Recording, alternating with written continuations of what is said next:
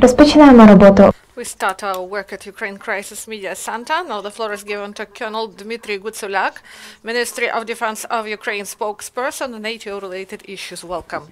Good afternoon, everyone. During the last 24 hours, the militants of Russian occupation forces continued shelling in the direction of defenders of Ukraine using the weapons that are prohibited by the Minsk agreements, and the direction of shelling has been changed. The Lugansk sector, during the last 24 hours, no ceasefire violations recorded. At the same time, the enemy started its activity in the Donetsk sector. Here, during the last 24 hours, there were 4 precision shellings delivered by the enemy at the positions of defenders of Ukraine. At about noon, for 40 minutes, enemy delivered disturbing fire near Lebedinska with the use of grenade launchers and launched 4 mines with the use of 82mm mortars. After 3 p.m., the occupants launched 7 mines with the use of mortars of 82mm of caliber at our positions near Pavlopil. Also, the most tense situation was near Avdiivka. Here, the militants of Russian occupation forces, for about 4 hours, twice actively shelled our defenders with the use of grenade launchers of different systems, large caliber machine guns and other types of small arms. Also, the enemy launched in the direction of our position 7 mines with the use of mortars of 82mm of caliber. In order to preserve lives and health of military personnel, in the prevailing majority of instances, our defenders didn't return fire. Only in the region of Avdiivka, servicemen of the armed forces of Ukraine adequately suppressed firing activity of the enemy with the use of small arms. On the whole, during the last 24 hours, 4 precision shellings delivered by the enemy were recorded. All of them happened in the Donetsk sector. At that, the occupants launched in the direction of the defenders of Ukraine 18 mines with the use of mortars of 82mm of caliber. In the result of enemy shelling on the 2nd of February, 3 Ukrainian servicemen were wounded. It happened in the region of Avdiivka. Our defenders were evacuated to military mobile hospital where they were provided with qualified medical assistance. The state of health of 2 servicemen is satisfactory and 1 is in mid-severity condition. And according to update of the ATO headquarters on the 1st of February, we had a casualty in the Donetsk sector in the result of explosion of an unidentified explosive device. Unfortunately, 1 Ukrainian serviceman died. He was born in 1994. And our hearts go out to the relatives and close ones of our defender and also to servicemen with whom he defended Ukraine from Russian aggression. According to information provided by the main intelligence department of MOD in temporarily occupied territories of Donbas, commanders of Russian occupation forces started 2nd stage of training for reservists that will last until 10th of February this year. And in the course of preparation of these trainings for units and large units of Russian occupation forces, they will check mobilization resource at enterprises and economic entities of different forms of ownership. And also they will obligatory call up for these trainings all men up to 40 years of age. And also they check medical institutions in order to select people who are on a medical checkup. But in case of need, they can complete missions in the framework of so-called military units of the occupants. The Ukrainian side of Joint Center for Control and Coordination on ceasefire and stabilization of demarcation line between the sides informs that illegal activity of commanders of occupation power. They ignore applications from enterprises of Donbas for security guarantees for the time of maintenance and repair works on critical facilities of infrastructure, and this in the nearest future can lead to emergency situations with unexpected consequences. So there is an emergency situation at the sludge collector of the third line of industrial wastes of coke and chemical and Co. Ltd. That is near Novgorodska, Donetsk Oblast.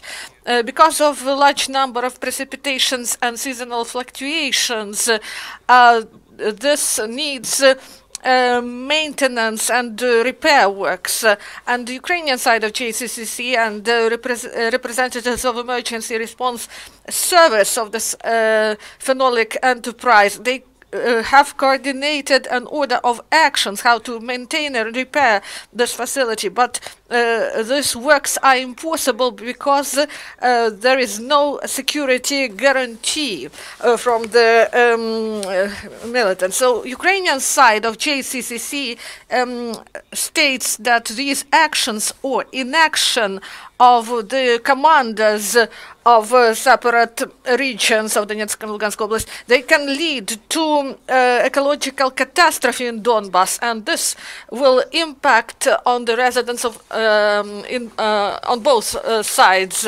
And in the framework of the working visit to the United States, in Pentagon, Minister of Defense of Ukraine, General of Army of Ukraine, Stepan Poltorak, met with the Secretary of Defense of USA, James Madison, who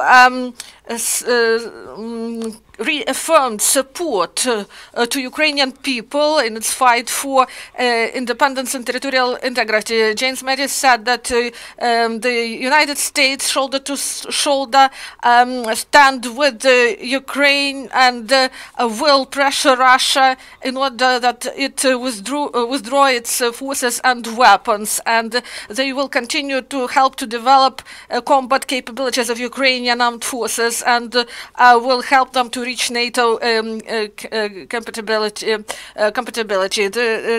the Defense Minister of Ukraine thanked for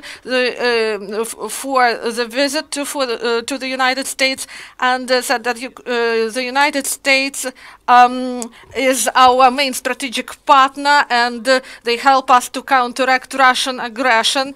And Stepan Poltorak thanked the U.S. government and Congress of the United States for provision of defensive lethal weapon. Also, Stepan Poltorak took part in bilateral consultations, and he also met with the students of National Military College of the United States, officers of operative and strategic level of training, and scientific and pedagogical staff. At the moment, two students from Ukraine undergo training in this institution. They took part in ATO, and they commanded combat units in ATO.